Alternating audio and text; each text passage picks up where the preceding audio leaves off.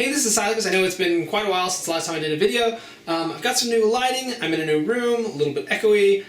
Don't have enough lights yet, hence why you can see the nice, lovely shadows behind me. Anyway, so I've moved to Utah. I know, Utah. Interesting. Anyway, more on that maybe potentially later, maybe another video if people care enough. But anyway, so today I want to unbox for you the Corsair Vengeance K95 keyboard. Also, if you, after this video, or right now, if you would like this keyboard, you can check out the links down below. Anything you purchase there supports me, keeps the lights on, keeps me going. Anyway, so the Corsair Vengeance K95 keyboard is the upgrade from the K90, which was not full mechanical. It was also blue LEDs. These are white LEDs. I love the K90 keyboard. It's been an awesome keyboard. It sits on my desk. I use it constantly. I'm excited to see that they're doing the K95, just like its brethren, the K70 that got upgraded. From the, I think it's K60. This one has all the G keys, as you can see in the picture, highlighted here, nice and lovely. Anyway, so let's turn on the camera, let's unbox it so we can check it out. Okay, so let's get started. So, K95 keyboard, nice front picture, kind of a standout text, shows you a little profile of the keyboard itself. Cherry red keyboards, full mechanical switches, key-by-key customizations, obviously it has G keys. Top shows you a little bit more about the features, little cherry red switches themselves. And on the back, even more details about it. Still nice and sleek looking box. Keeps it thoroughly protected. Alright. Thank you, trusty knife, for doing your duty. Alright, now inside we have the round box that seems to be standard in almost all keyboards. Flip it open, spin around, keyboard itself. Alright, so inside of here it has the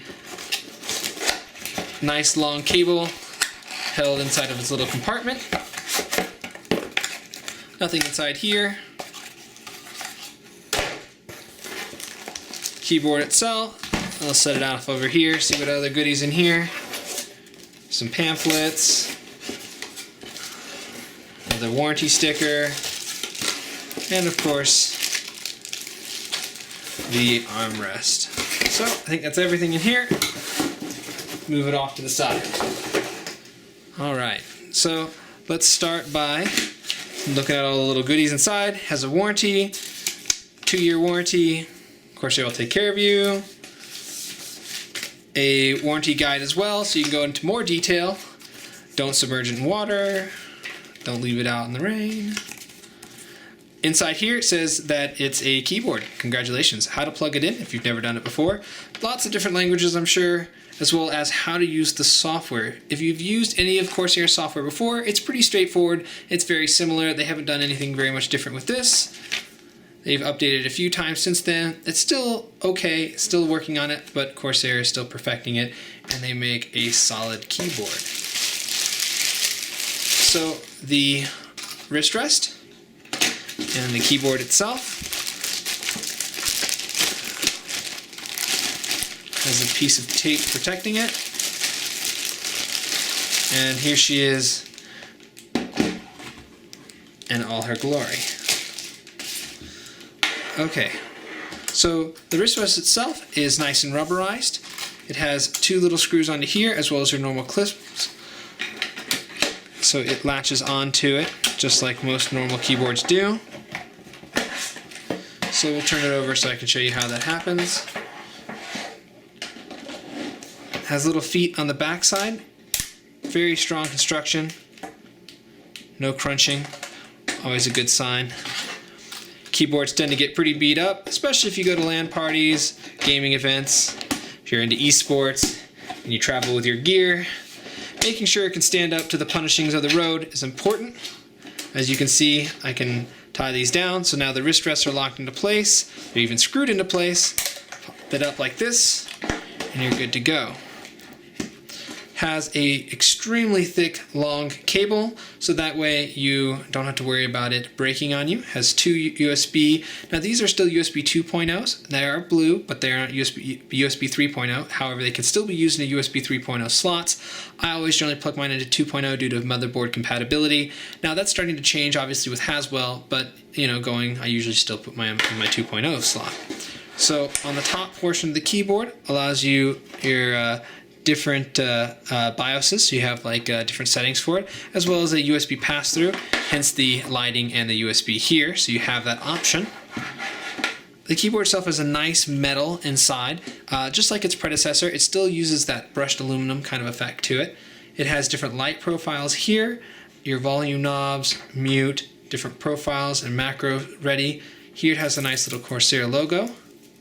Overall, beautiful keyboard. A lot of keyboards are very plasticky, as in like this is all plastic, but this kind of gives you still that nice metal kind of look, nice and cool to the touch. Has your G keys here. Now this was the standpoint of the K95, is that it has these nice little keys here. You can macro them if you're playing like RPGs, RTSs, anything that requires you to do a task that's kind of tedious usually, or requires a bunch of steps. You can automate it and bind it to a key and click it.